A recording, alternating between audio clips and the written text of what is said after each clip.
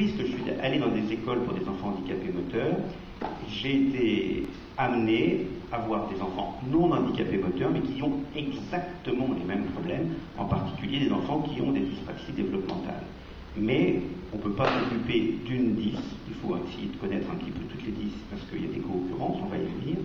Donc j'ai été amené à m'intéresser à toutes les 10 et à avoir en consultation des enfants. Comme j'avais un outil de travail absolument minable, parce que c'était en consultation d'orthopédiste, vachement bien pour faire des bilans scolaires, et que j'avais beaucoup de demandes, je l'ai arrêté. Donc j'ai totalement arrêté ma consultation, mais je vais encore dans les écoles, il y a plein de parents qui m'envoient des bilans divers et variés sur Internet, dans ma boîte aux lettres, qui me téléphonent, donc j'essaye à partir des différents bilans qui ont été réalisés, et parfois sans voir les enfants, d'aider des parents qui sont dans une grande détresse. Et donc j'ai intitulé cette présentation « Trop, c'est trop ».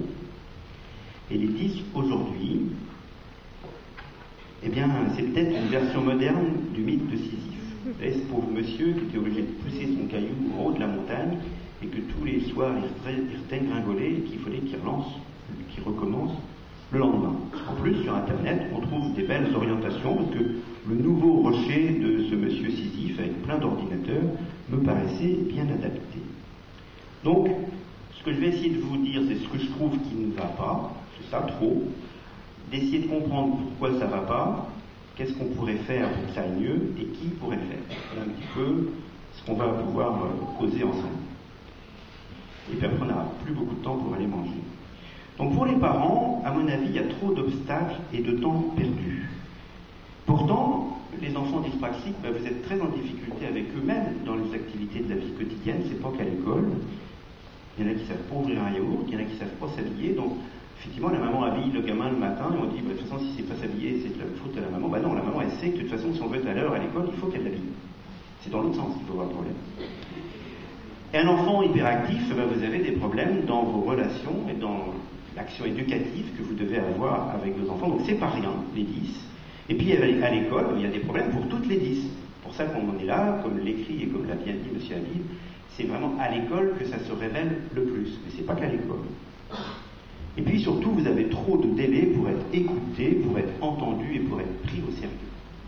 Et vous allez dans plein d'endroits où vous n'êtes pas pris au sérieux. Et c'est pas normal. Pour les enfants, il y a aussi trop de délais et trop de souffrance. Le temps des adultes n'est pas le même que le temps des enfants. C'est-à-dire que nous, les adultes, le temps qu'on s'entende, fasse les bilans, qu'éventuellement ne soient pas d'accord sur les diagnostics, il se passe 18 mois, et pour 2 ans, et pour un enfant qui était en début de CP, il est en fin de CE1 quand les adultes sont enfin d'accord. Pour les adultes, c'est pas grave. Et pour la poursuite de la scolarité de cet enfant, c'est rédhibitoire. Et puis beaucoup d'enfants sont en souffrance en classe, sur le groupe scolaire, et ça c'est souvent ignoré des enseignants. Avec dans les CESAD, les psychologues, les éducateurs spécialisés, les membres du CESAD, on voit des petits bonhommes et des petites bonnes femmes venir se dire que c'est plus possible à l'école, qu'ils en prennent vraiment trop plein la tronche. Et les enseignants ne le savent pas. Et des fois les parents aussi, parce que c'est pas facile de dire ça, papa, maman. Il y a trop de rééducation. Ces enfants font beaucoup trop d'efforts et ont trop de rééducation. Je suis médecin de rééducation, je prescris de la rééducation, donc j'affirme qu'il y a trop de rééducation. Et puis l'aménagement des examens, l'ordinateur doit être au bac, et le jour du bac, l'ordinateur n'est pas là. Donc l'enfant sort son ordinateur, il doit y avoir des bidoches dedans, rendre ton ordinateur. Et ça, c'est du quotidien, et c'est du vécu. Il y a trop de retard au diagnostic. Il y a une faible connaissance au niveau de l'éducation nationale concernant les 10, mais pas toujours. Il y a des collèges qui s'y mettent, les médecins scolaires aussi. Les structures de diagnostic sont mal adaptées ou alors il y a trop d'attentes, on en a déjà parlé. Sauf les centres référents du trouble du langage, mais c'est très variable selon les régions. Il y a vraiment des centres référents qui sont très compétents et bien compétents en dyslexie, en dysphasie, mais à rien d'autre ailleurs.